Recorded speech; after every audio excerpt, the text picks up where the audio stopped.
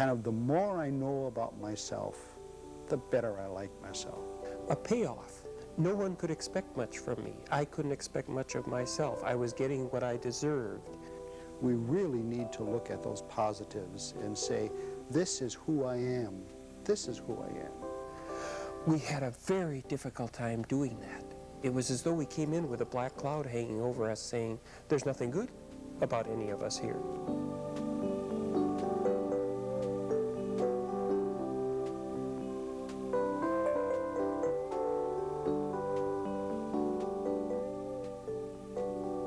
This program is the fourth in a series of 12 candid conversations between George Mann and Dick Rice.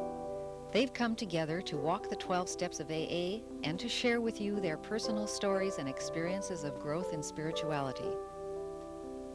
Dr. George Mann is Medical Director of St. Mary's Chemical Dependency Services in Minneapolis. Father Dick Rice is the Director of Loyola Spiritual Direction Center in St. Paul, Minnesota. The fourth step is the step where we begin to take responsibility for ourselves, for our behavior, for our actions, and begin to reflect that against where we want to go in our spiritual development. The fourth step says, we made a searching and fearless moral inventory of ourselves. I would like to accompany this step, George, with one of the best inventories that I'm aware of in our scriptures. And it's from the 11th chapter of Isaiah. It's simply this: the Spirit of the Lord shall rest upon him, a spirit of wisdom and of understanding, a spirit of counsel and of strength, a spirit of knowledge and of fear of the Lord.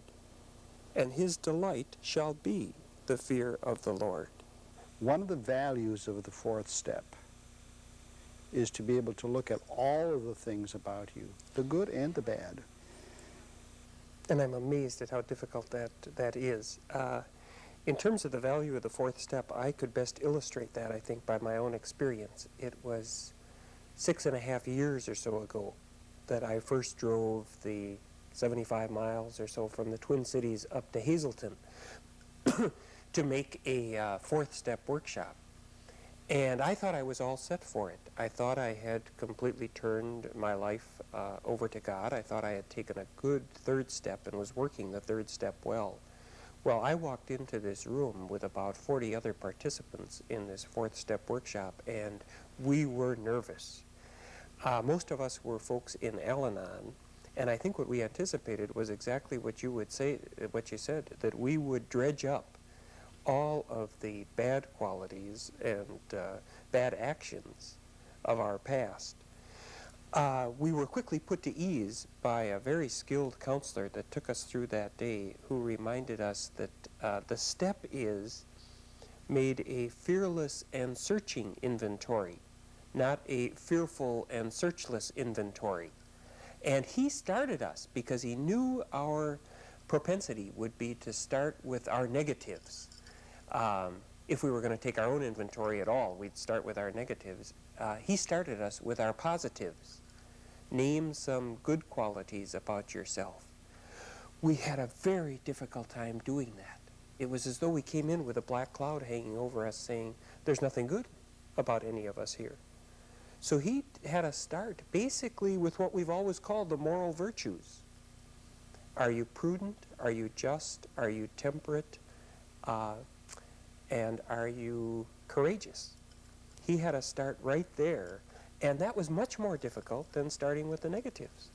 I think what you're saying, really points up a characteristic that's so universal, and that is we are so much more at ease in looking at our negatives. I suppose that relates directly to the fact that most of us walk around this earth without a very good self-image. We may try to look good. We may try to be all the things that our society, that our culture says we ought to be. And that's reflected in all our externals, the clothes we wear, the cars we drive, the jobs we have, the places we go, the friends we have, the schools we go to, all of those kind of things. But I fear that many of us walk around as kind of a hollow shell on the inside. And I think that's one of the other real values of this test, or rather of this step. I think the step is critical in the development of a good self-image. If habitually, if culturally, if through all the conditioning that we have gone through, if all that tends to have us focus on our negatives, we really need to look at those positives and say, this is who I am. This is who I am. Not necessarily all of those, the scenes of my childhood, the scenes of my adolescence, the scenes of my early adulthood, the scenes of my alcoholism, the scenes of my workaholism, the scenes of all of those destructive things. I think if we pull those things out of context, we come up with a more distilled, accurate picture of who we are. I know that for myself, I walked around this world with a negative self-image for a good share of my life. And what made the difference for me was when I came to the realization that I am a good person, that goodness is an inherent quality of mine, and that I can make mistakes, and that I can do dumb things, and that I can take wrong turns. But that basic goodness is an ongoing characteristic of me.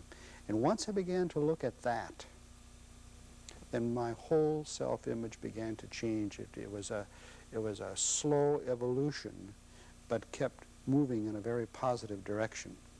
Now, why would one walk around for a long time with that black cloud of a poor self-image? For me, there seemed, when the light finally broke through, to be a payoff. No one could expect much from me. I couldn't expect much of myself. I was getting what I deserved. So I could live under that cloud, maybe now and then rewarding myself over here for having put up with the martyr's life of a codependent. But eventually, the light shone enough for me to realize there's no benefit from walking around with that poor self-image. But then it was like the light breaking through. It was very difficult to really acknowledge the gifts that are mine. So this whole morning up at Hazelton was a big breakthrough, where the counselor just put us through basically the moral virtues, and where I had to finally say, well, yes, I have been courageous. And then he wouldn't let us off the hook. He'd say, well, now you've got to be very specific. Well, I stood up to a family member on this instance. He had us be very concrete and specific, because he realized that the fourth step, moving toward the fifth, you haven't really taken the step until you have been quite specific. But I found it very difficult to take this step, and needed the support of a group that day, or I'm sure I would have needed the anticipation of working with someone on a fifth step to really take the fourth. I think another important dynamic, and you just mentioned it, is that obviously the fourth follows the third. If we go back and look at the third for just a second, there's a very clear but very significant implication. And that is, until I have made the decision to turn my life and my will over to God as I understand what and who God is, I am not ready to take a hard look at myself. When we were talking about the third step, we were talking about that common image of that frightening God, the punishing, the vindictive, the angry, the jealous God that so much or so many of us have focused on. Now, until we change that image, it's very threatening for us to look at ourselves. Once we've made that step, then this whole process of a moral inventory becomes a much easier thing. Because then I'm saying God does care for me, and God has provided and has made me a whole storehouse, a whole department store of qualities, good and bad. Once we recognize, if we go back to the old Baltimore Catechism, I was made in the image and likeness of God. Once we see what that God is, and if I really believe that I am made in the image and likeness of God, then those negative characteristics of mine are put into some kind of perspective, some kind of balance. I think another factor that's important in this step is the word moral. What does that word moral mean? I anticipated when moving into the fourth step that the word moral, by the point I was at in my own life, was going to be a very rigid, black and white, this is right and this is wrong. Well, what I quickly came to discover was that it's a much wider implication than that. What does it mean to you? I think that the word moral in this step is a very expanded concept of what we ordinarily think of as moral, the right, wrong, the black, white.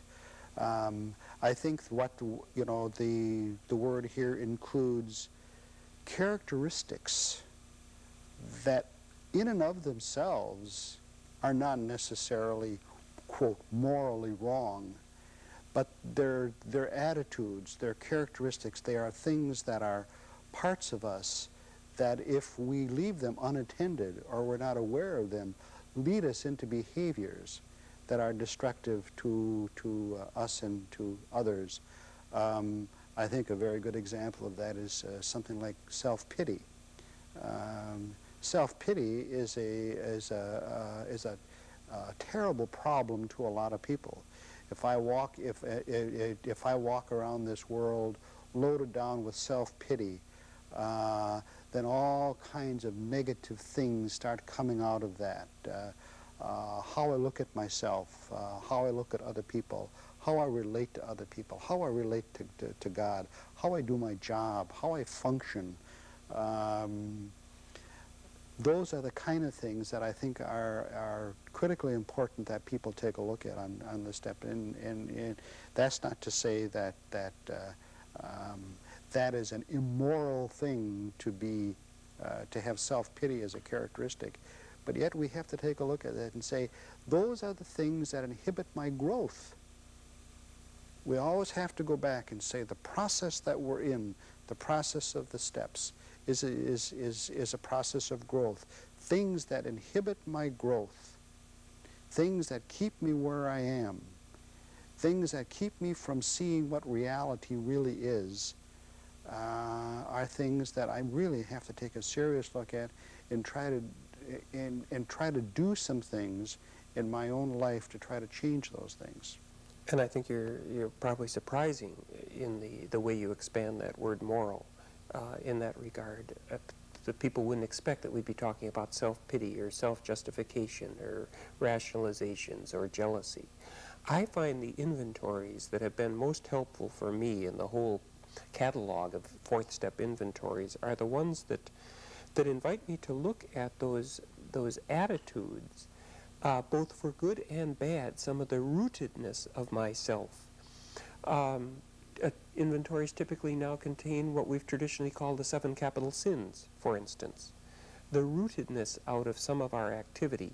But to balance that with the rootedness of what we've traditionally called the gifts of the Spirit, because there's also a rootedness of wisdom and understanding and knowledge and fortitude and piety. And then to also look, though, at behavior. Basically, the 10 Commandments are as good a moral code as one needs to look at this step, I think, and to really take this step. And then also an inventory that looks at the fruits of both the attitude and the behavior. Traditionally, what have been called the fruits of the Spirit again. Love, joy, peace, patience, kindness, So to be complete, an inventory, I find, includes the attitudes, the behavior, and also the fruits of both as it comes forth. And I think some of those things can be present, and we look at them and say, how can we expand them? How can, you know, if I say, am I at peace? Am I really at peace? When we spoke of peace earlier, we spoke of peace as being in harmony. Am I in harmony with the world? How do I deal with issues of ecology in the world? Am I in harmony with the people in my family, with the people that I work with? Can that be increased? Can I become a more peaceful person? Love. Am I able to love? How do I love? How do I receive love? I think that a lot of us, when we talk about love, leave out the big pieces at how receptive am I to love? Am I lovable? Can I be loved? Am I comfortable in being loved?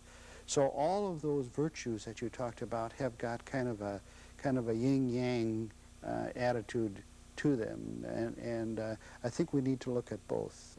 The more you speak, the more I realize the full value of this step and the import of taking it, and probably taking it a number of times. I've taken it typically about every 9 or 10 months in the last 6.5 years. I find that for my identity and an appreciation of the fullness of my identity, it has been crucial. And if I'm going to be intimate with anyone else, I have to keep taking this step to be intimate with myself, so that I really have something to reveal to others that is at all honest and truthful in the giving of myself to others. I think, going back to Scripture, that another good inventory in Scripture are the Beatitudes. And I wonder what do you think went through the minds of the people who were hearing Christ speak when he talked about the Beatitudes, and he talked about you know, how we can grow, how we can advance, very challenging kinds of things that were said by him to that group. Very challenging and also very encouraging, though, I think, for the particular group that heard them or that ever hears the Beatitudes. To have Jesus seated in our midst as Matthew presents him, and to have Jesus saying, "Blessed are you poor in spirit. Blessed are you who mourn now, you shall be comforted." These were people who were doing a lot of mourning. These are people who know poverty in all its forms, but they had always looked upon those, I'm sure, as negatives in their own lives, and here is Jesus speaking of those as blessings. I think they suddenly had the lights go on, that someone would speak of their state of life as a blessing rather than as a curse. See, and I think once we move through this step, the way the term or the word in this step talks about fearless, the implication is that we approach the step with fear. We approach inventories with fear. We approach self-knowledge with fear.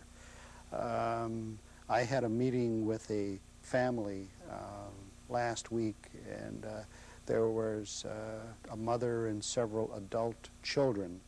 And as the meeting went on, they began to reveal with what fear they had approached the meeting. And the fear was that they feared that they would hear things and come to knowledge of themselves that they really didn't want to have. I think the experience, though, is when people move through this kind of an experience, the fear is diminished as the people who listened to Christ, who turned their negatives into positives, who said, you know, the things that you're angry at, the things that you are fearful about, those things can be turned into something very positive. So the process is that, as we talked about earlier, the kind of the analogy of the storekeeper inventorying the material on the shelves, and if we look at that as the basic inventory is some of it negative, some of it positive. The process of this is that the positive side increases. So as we move into the step that our self-acceptance of whatever was possible at the beginning moves into an expanded level. Kind of the more I know about myself, the better I like myself, the more I love myself, the more I see things in me that are good that I didn't know I had. So we're back with the truth will set you free. Right. It really will. And it will set others free to love you as you really are, even if there might be some things in the inventory I don't particularly like, and even if I have to let go of the hope of ever having it all together, or the whole inventory ever being quite perfect, or perfectly done. Still, it does set me free. I don't know that we've come very far from what we wrote thousands of years ago on at the Oracle in Delphi. Know thyself and nothing to excess. To embrace the whole truth of myself really will set me free to go on to live my life, to go on to love, and to go on and to take the next steps. Psychiatry, since the time of Freud, and even before, has been trying to do this. The Oracle of Delphi, know thyself. One of the basic psychiatric principles is know thyself. I think where the 12 steps take that is so critically important, and why the 12 steps are so successful is that this whole process of self-knowledge and self-acceptance is always within the context of God. And we are not alone out here somewheres on this planet in black outer space at the outer edge of a galaxy by ourselves struggling. There is the omnipresent God who, as we increase our self-knowledge, increase our self-acceptance, is always built within that relationship. And so if this God accepts me, if I've really turned myself over to the care of God as I understood him and found that he really cares for me, then if he's accepted me, and if many loved ones have accepted me as well, then why don't I accept myself? It's still a choice. George, it's a pleasure to take these steps with you. I think we're at least shaping the questions, if not the answers, and taking the steps. Thank you. Thank you.